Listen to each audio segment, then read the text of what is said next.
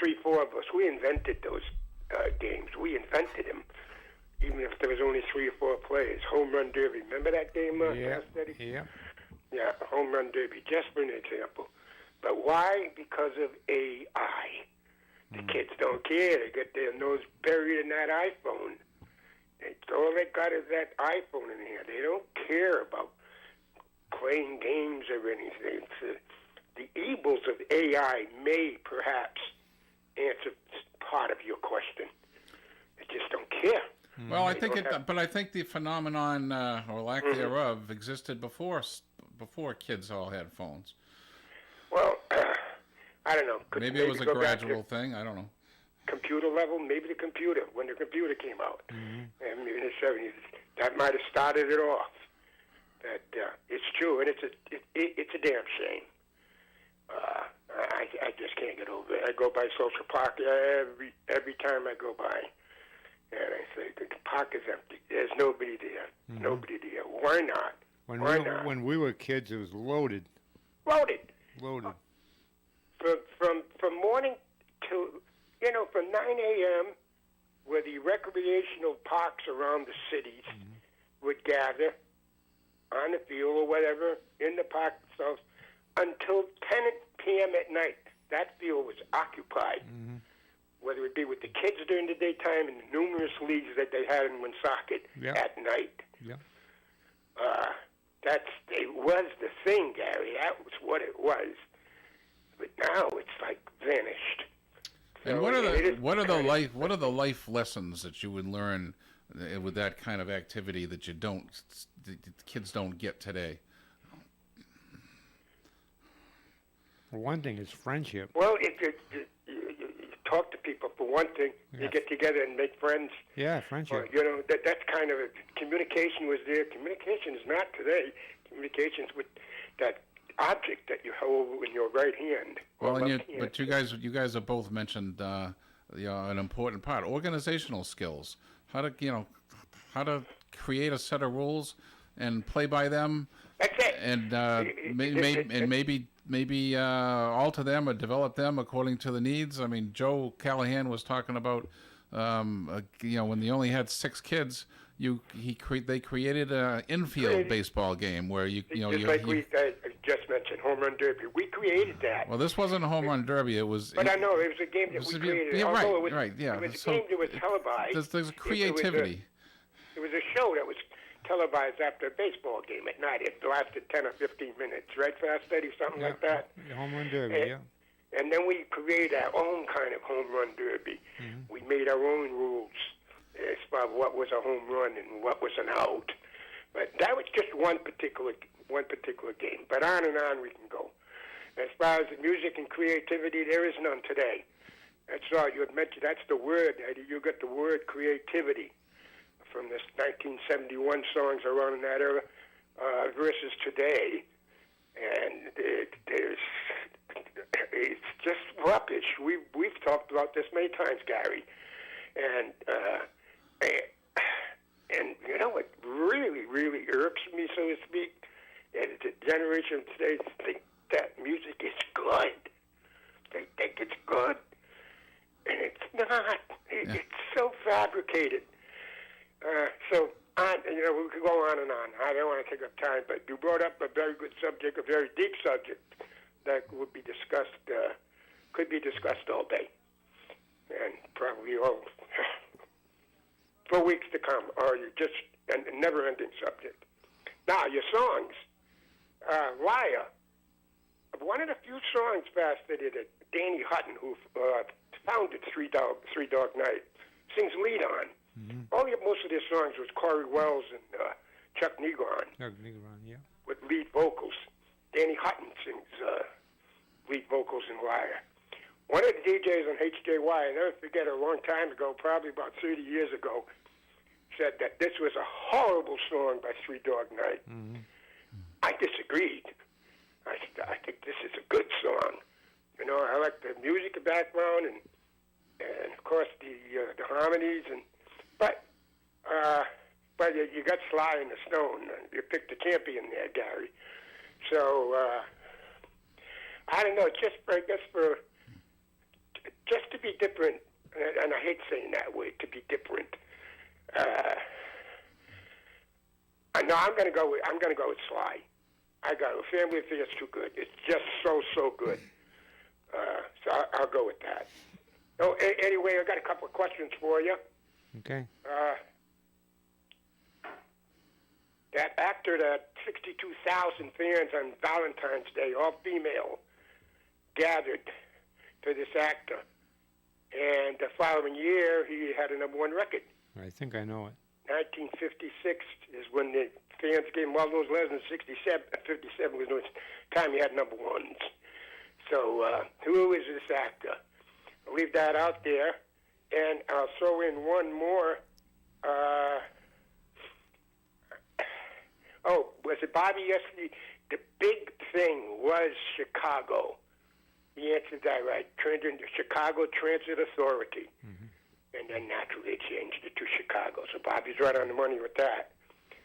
And I got one here. A girl named Juanita Jones, a girlfriend of this singer,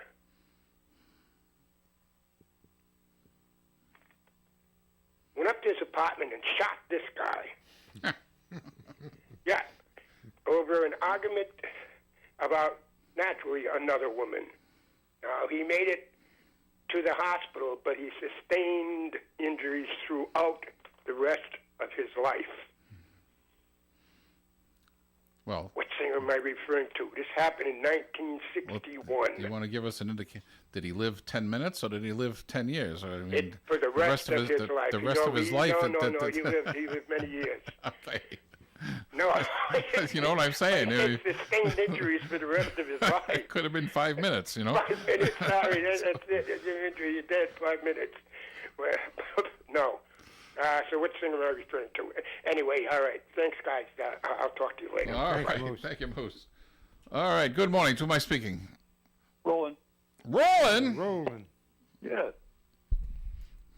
And how's everybody doing today? Good. Doing well, Roland. Doing well. Everybody's only 2 years. Well, there's still everybody. Yeah. Okay, I'm going to go with Gary because even though I love Three Dog Night, I mean, it was a hard choice today. But, yeah, I'm going to go with Sly. Okay.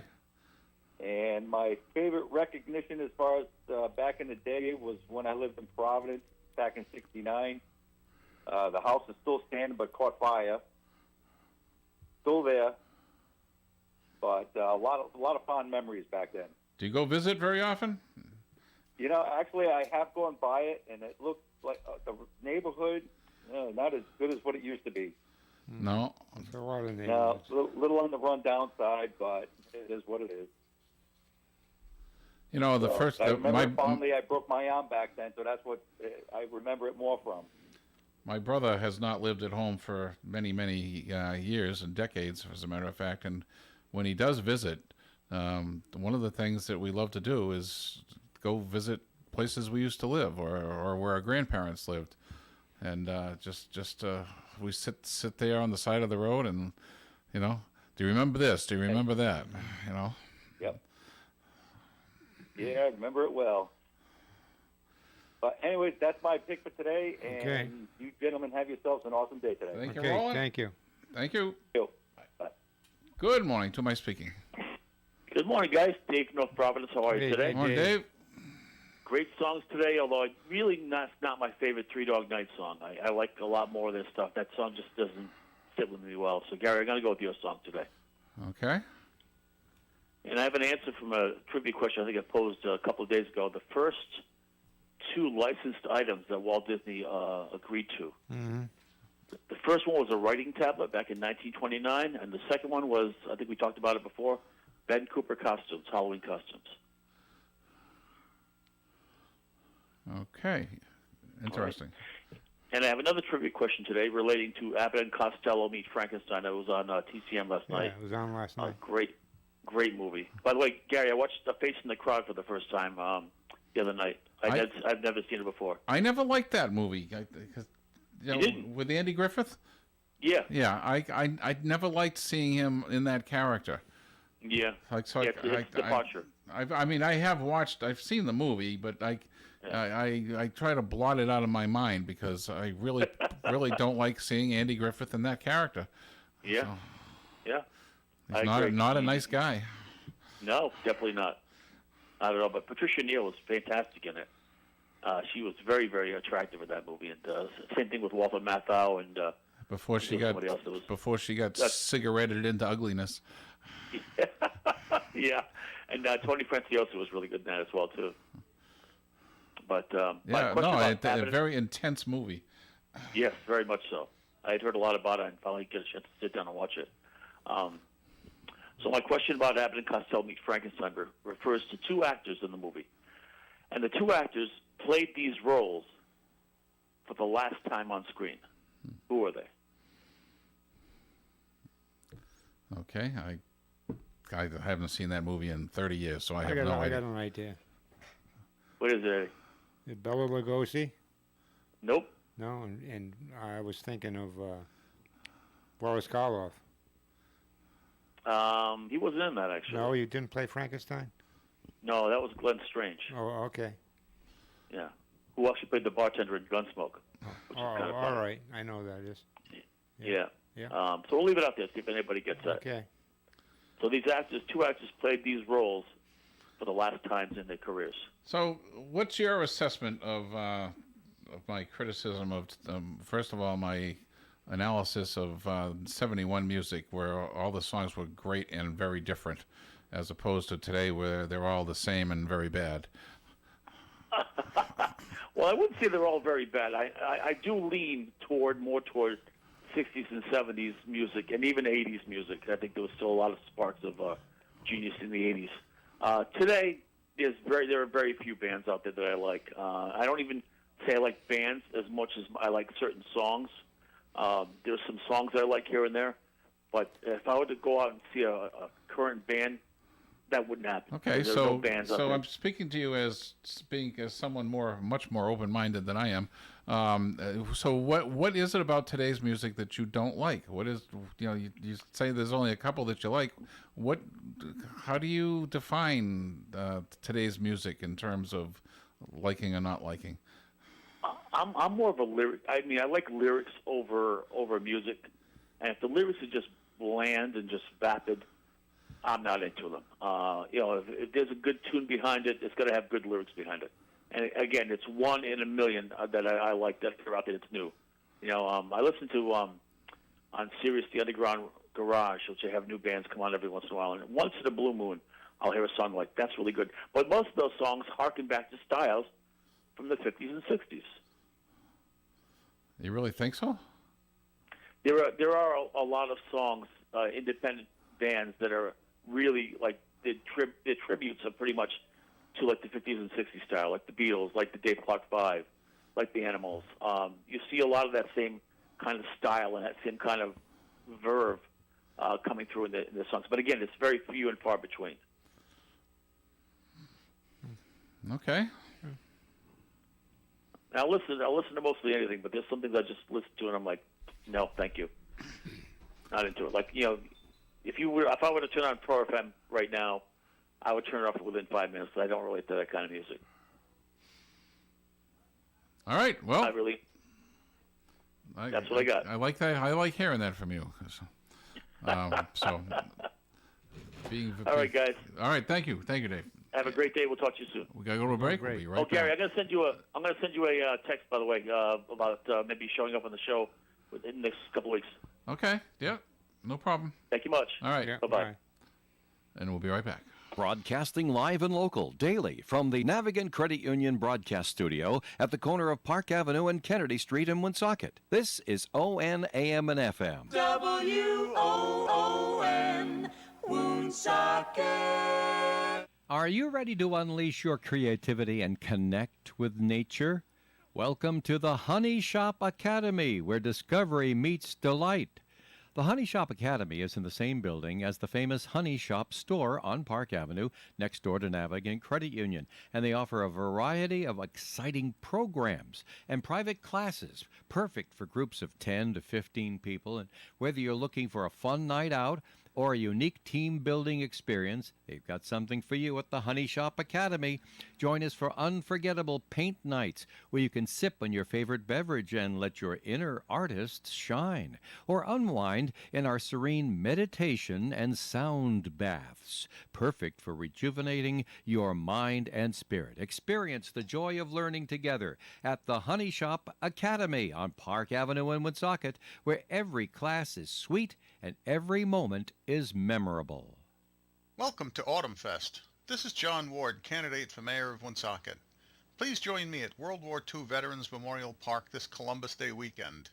Come down to enjoy all the great entertainment. Visit the fabulous food court, where I'll be making doughboys every afternoon from 2 to 6. Of course, don't miss the great parade on Monday, and make sure to try out all the amusements. So join me at Autumn Fest this Columbus Day weekend. Thank you. Paid for, Friends of John Ward.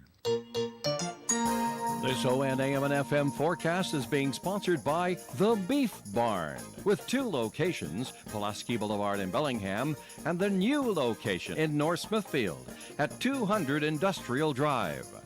Sunny skies today with a high of 58 degrees and a breeze from the northwest. Tonight, clear skies, overnight low of 39 degrees. Friday's weather, sunshine and a high of 64. Saturday, sunny and 70.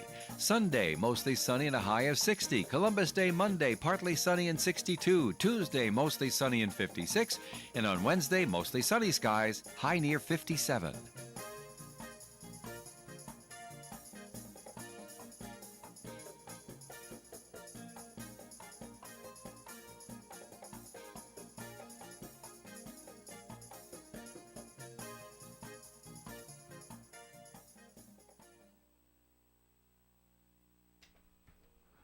All right, we are back, and let's get right to the phones. Good morning. To who am I speaking?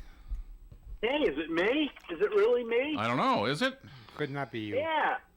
No, it is me. I'm back. How are you? All right. Oh, good. How's things up what's Natick wrong? way?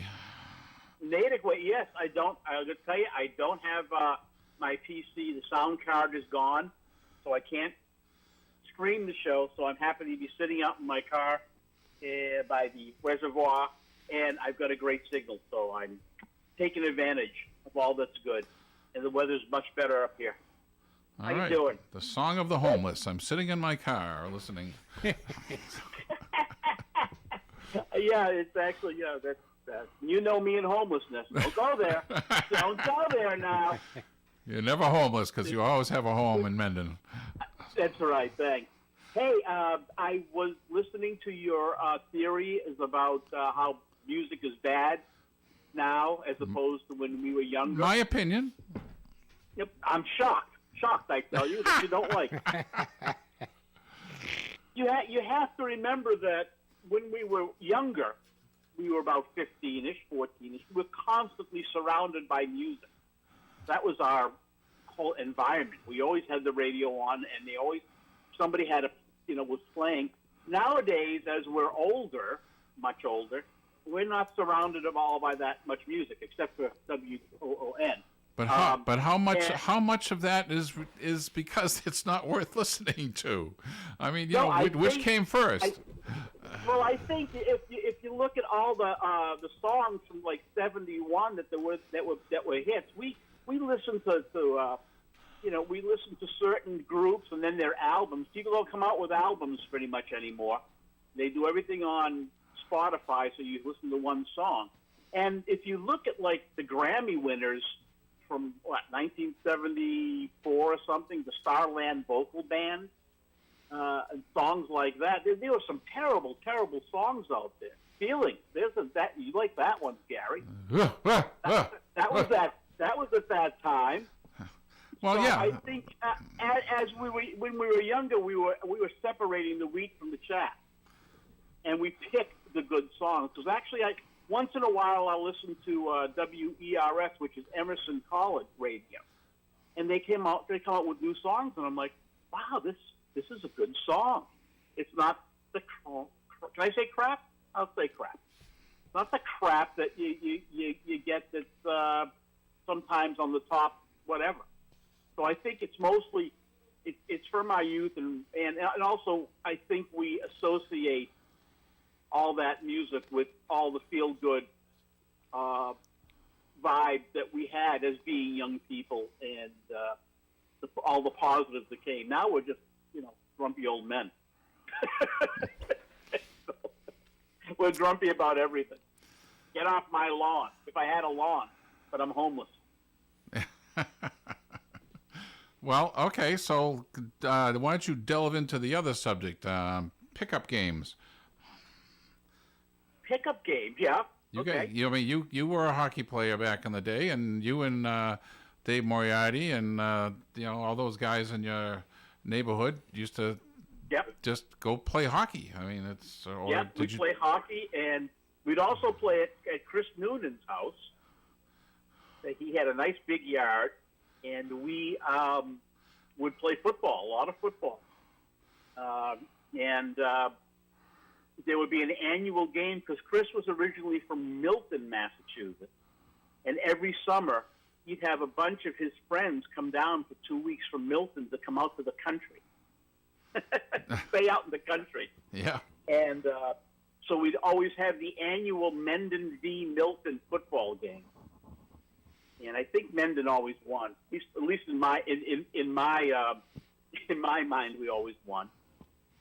But one of the guys on, and I won't hold this against him, but one of the guys from the Milton team was named JJ Yore, and he ended up becoming a producer over at NPR for Marketplace, and so he's a radio producer now. But yeah, I'll let it slide that he works for NPR. Okay, well, we'll forgive him.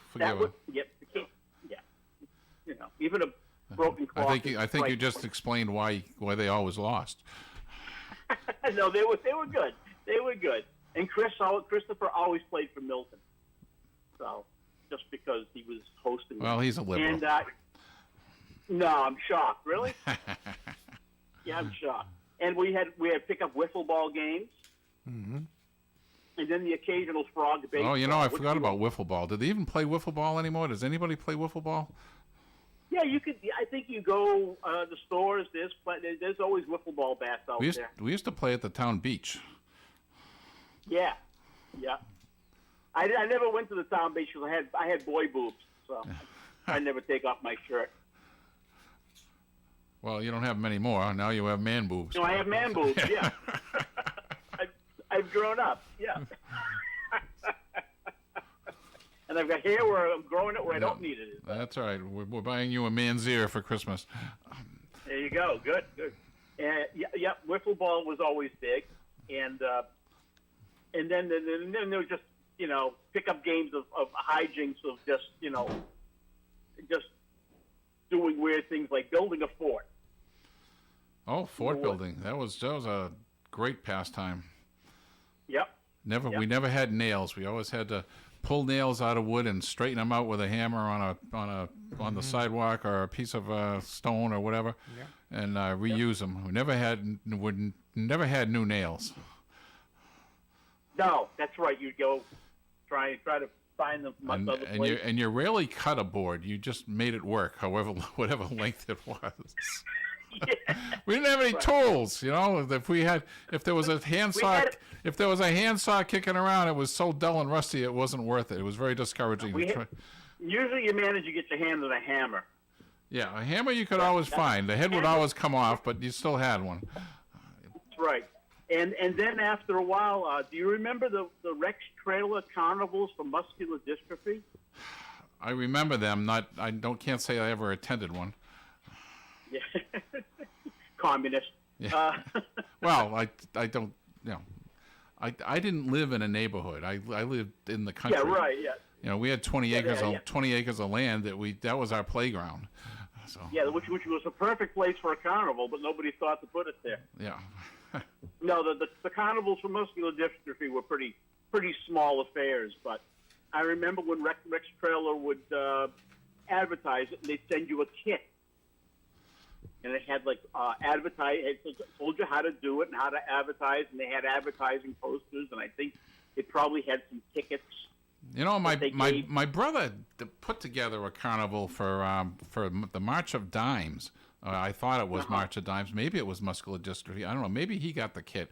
I don't know. But he put this thing together in the backyard. It had all kinds of, like tunnels that you went through and Yeah. it's all that kind of thing. So maybe that was one of those.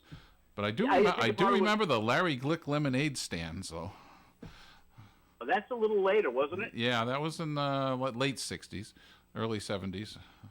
Yeah. I think. I remember we had one. I think we had it not because we had a neighborhood. We actually had a neighborhood where there were like gaggles of kids. So we weren't isolated like you were on 20 acres down. I think where was your closest neighbor, right? Well, the reason why my mother picked out this site to move from Franklin is because there were no neighbors. Yes. We had You two in the we had basement. one family across the street. Period. That was it. Yeah. And you couldn't see their house from our house. My mother made sure she put our house in such a way, because they built it, that you couldn't see anybody.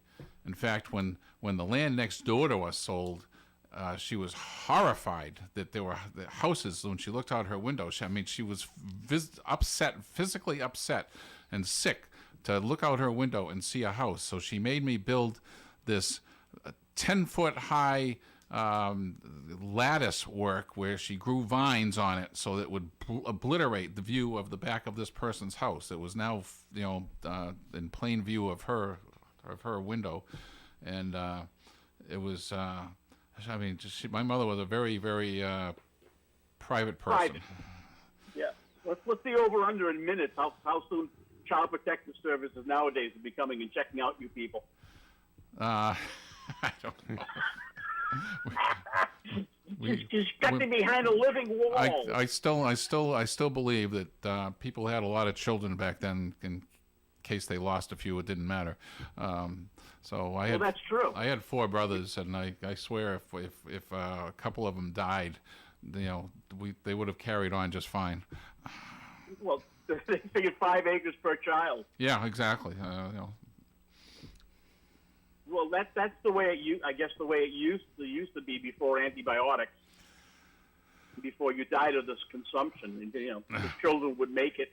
I mean, we can go into the cemeteries in Mendon and the areas and look at the gravestones and see that, this child died at 18 months, and this died at 2 years, and this one died in 3 years. Yep. Yeah.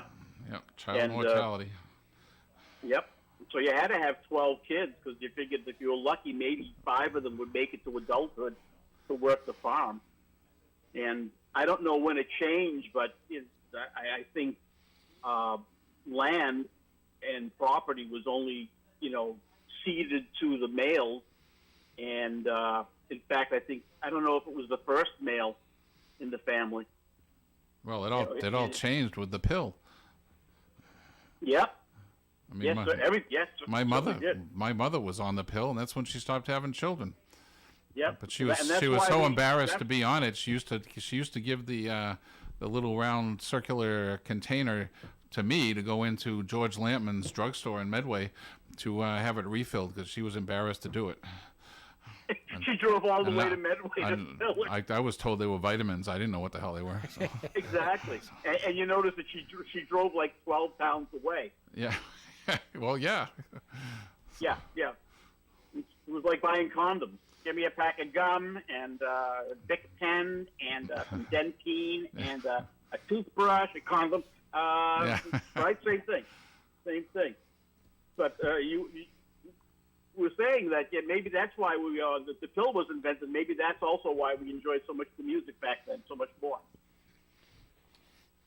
No. You get the connection? The connection I'm trying to make No. between the S word and music, because we were young. Oh. We were having a lot more copulation, Yeah. maybe, Okay. or what we thought was copulation, and you have good memories about that, so you connect the music to it. Tony, it's been Thank you, delightful reminiscing with you, but I got to go to a break. Wow, I actually lasted this long. You did. Well, the Natty Divine says goodbye till next month. Okay. See you See later. you later. Thanks for calling. Bye, Bye. all. We'll be right back.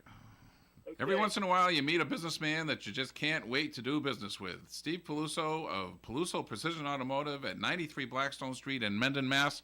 is such a man. He specializes in mechanical repairs of vintage and classic cars. And if you don't have one, you'll want to have one just to share the experience with Steve. Maybe you had one in the past, never had a resource like Peluso Precision Automotive to keep it running and chase down parts for you, but now you do. Stop in and see Steve, and Steve will steer you in the right direction. Call Peluso Precision Automotive at 508-478-8900. That's 508-478-8900. Are you looking for solutions to meet your business banking needs? At Milford Federal, the longest-standing community bank in the area, they offer customized solutions for commercial lending, cash management, online banking, and payment processing services. Their business banking team is committed to the growth and success of your business with local decision-making and a relationship-based approach. Let Milford Federal be your banking partner. Visit them at milfordfederal.com today. Milford Federal Bank, our community, your bank. Member FDIC, Equal Housing Lender, and MLS number 465956. This ON, AM, and FM forecast brought to you by Design Wood Floors in Blackstone. Design Wood Floors is dedicated to the fine art of designing and installing unique wood floors. For questions or ideas about wood floors, call Design Wood Floors at 617-967-4071. Sunny skies today with a high of 58 degrees and a breeze from the northwest. Tonight, clear skies, overnight low of 39 degrees. Friday's weather, sunshine and a high of 64. Saturday, sunny and 70. Sunday, mostly sunny and a high of 60. Columbus Day, Monday, partly sunny and 62. Tuesday, mostly sunny and 56. And on Wednesday, mostly sunny skies, high near 57. All right, we're back and getting right to the calls. Good morning. To whom am I speaking? Good morning, fellows. Morning, Sheila. Okay, Gary, gotta straighten something out. Eddie Collette is my cousin. Cousin, yes, I'm sorry. Yeah. Yes. Okay, no, that's okay. But then that got me thinking back to the old days when I was younger and so forth, and my grandparents, and also something that Dave Balfour let me know. Our great-grandfather, Napoleon Collette, was born in Trois-Rivières, Canada. And Dave Balfour let me know that the Rhode Island Reds used to have a training camp up there. So that's something that has stuck in my mind ever since he's told me that. Why would you have a training camp up in Canada? I mean, the whole idea of a training camp is to have weather better than what your location is going to have. That's why training camp for baseball is in Florida usually, isn't it?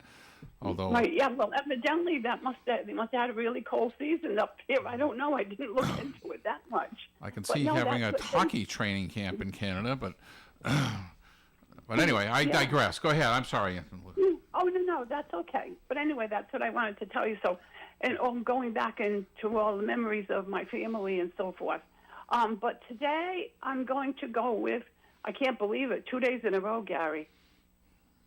I'm going with you. Oh, well, don't feel bad. Don't feel bad. Oh, I don't. No, I feel bad for Eddie because usually I go his way or whatever. But Eddie's a big boy. He's used to losing. I mean, he's a big boy. Oh, yeah. Well, anyway, that's it for today, guys, and I guess I'll talk to you tomorrow. Okay. All right. Okay. Thanks, Sheila. Bye. Good morning. To whom am I speaking? Good morning. It's Diane W. Diane W. How are you? How you doing? Good. How are you? Good. Yeah, John and I just came back from a cruise of Southern Europe. Primarily, we focused with Italy, but we did 10 stops. We had a great time. Well, good for you. So I wanted to give you some interesting facts about Sly Stone and Three Dog Night. Both fabulous songs, of course. Both fabulous bands. I've seen both and met both. But there's some interesting information you may not know. Sly Stone, of course, unfortunately, was a terrible drug addict. And so was Chuck Negron of Three Dog Night, to the point that Three Dog Night kicked him out of the band because his behavior was so deplorable. However, before he was kicked out of the band, Sly Stone and Three Dog Night would tour at the same time sometimes and share hotels, etc. And Sly Stone would buy his drugs on the road, and the manager of Three Dog Night was also a drug addict, and he would supply Sly Stone with the drugs. Well, somehow the drug deal went bad this one time, and Sly Stone beat the manager of Three Dog Night to a pulp, almost killed him. Sly Stone was a very, very bad drug addict, and he lost all his money, needless to say, and he was living out of a trailer. To this day, he's still alive. I don't know if he's clean or not, but his band goes on with one or two original members, and they're still great. And Sly Stone is parts unknown. I did hear something about that, where he was nowhere to be seen. Yep, it's really sad. It's too bad. Tragedy. Yep. Yep. And Chuck Negron, what happened to him? He's performing on his own right now. He got clean after 20 years of rehab. He finally got clean, thank God. He was a very, very bad heroin addict, and he was homeless himself. And he went through one treatment to the other, and finally got clean. And he's been on his own. And unfortunately, Danny Hutton, who's left with Three Dog Night, and him, there's still very bad blood for what he did before. And because they could get together and it would be great, but they're not speaking because of what happened when he was a drug addict. So yeah, he's still performing on his own. What happens to the royalty checks for Sly if he's not around? I have no idea. You can ask them. Yeah. That's a good question. I can't ask him because he's not around. Nobody knows where he is. Well, ask Jerry, who's the sax player and also the now owner of Sly and the Stone. Jerry was an original member. Jerry was married to Sly's sister Cynthia, who was in the band, and they have the family is called the Family Stone now, and Jerry and Cynthia have a daughter who's now in the band also. I want to make sure that the 1/4 of 1 cent that he would get from us playing the song today gets to the right place. Yeah. So. Well, check the trailer parks. Yeah. Check the homeless encampments. Yeah, those are unfortunately a lot of sad stories in the music business in the '60s. Yes. That a lot of that fate was shared by probably a lot of people. But, yeah, and I got to meet Three Dog Night because when Lincoln Downs transitioned to Twin River, there I had tickets for a Three Dog Night concert, which got postponed because of a hurricane that was coming, a tropical storm that was supposed to be coming. So you could keep your tickets or you could get your money back, and I kept my tickets because they were front row. And so now, almost a year later, the concert was rescheduled. And so I called Twin River, and I'm like, I've got my tickets. I'm all set. They said, no, you're not. I said, what do you mean? Oh, all the tickets have been resold. Oh, really? No. So I was not happy with that. I'll bet. And, I went to Twin River, talked to them, management, nada.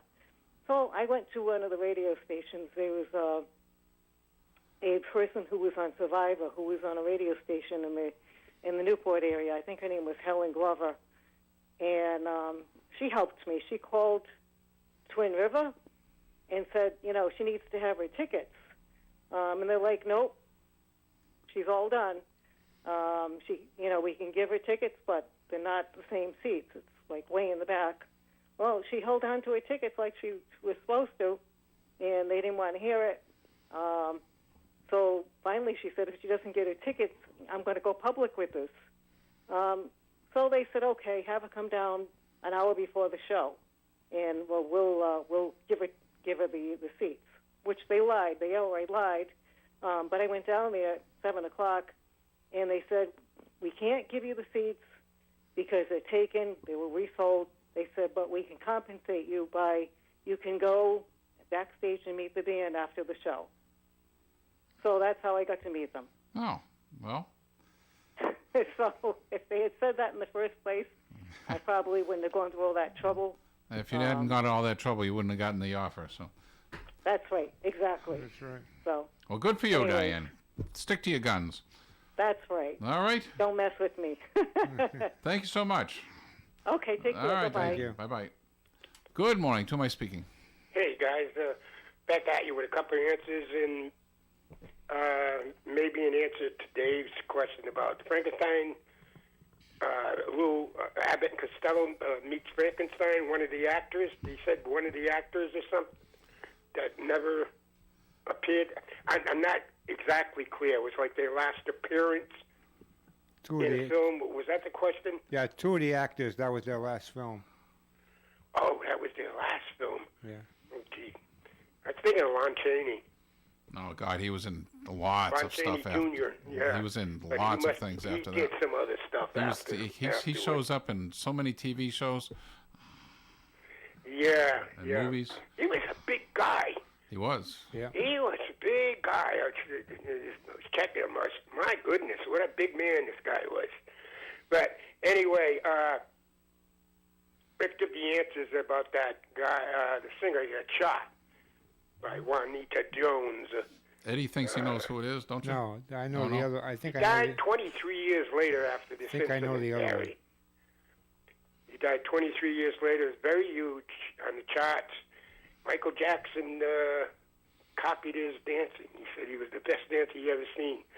And he copied this guy's dancing. That's how great this dancer this guy was of a dancer. Well, I think Have any idea? Jackie Wilson. Ding, ding, ding, ding, ding. Just when you Jackie said Wilson. when you said dancer. Yeah, Yeah. yeah. He had a lot of hits, and Yeah. he was terrific. Mm-hmm. He was nothing short of terrific. The guy was a boxer too. He was a boxer in his early 20s, and Got a great actually, voice. yeah, with Billy Ward, and he was with Billy Ward and the Dominoes too. Yeah. So, but that's the answer to that. This actor who got all those Valentines, and the following year he had a #1 song was Tab Hunter. Ding, ding, ding. Oh, that was the guess too. Tab Hunter. Yeah, Young Love after. Young Love. Yeah. And then he just kind of like, I don't know what happened. He had made me a couple other hits after that. Yeah. That was it. But that's about it, guys. It was a good show, and you could keep going about the comparisons of today's music compared with the 60s and 70s. But that's a long subject. Mm-hmm. All right. Have a good day, guys. Thank you, Moose. Thanks, Moose. Good morning. To my speaking. Finally, I was on hold forever and ever, and then my phone dropped the call, and it's like, you got to be kidding. Yeah, well, I was on hold for like 15 minutes. My phone goes, nope, sorry. We're losing the signal. Okay. One of the previous callers mentioned WERS. That's a fabulous station, Emerson College Radio. On the weekends, they do a program called Standing Room Only, and they do Broadway and show tunes, and it's tremendous.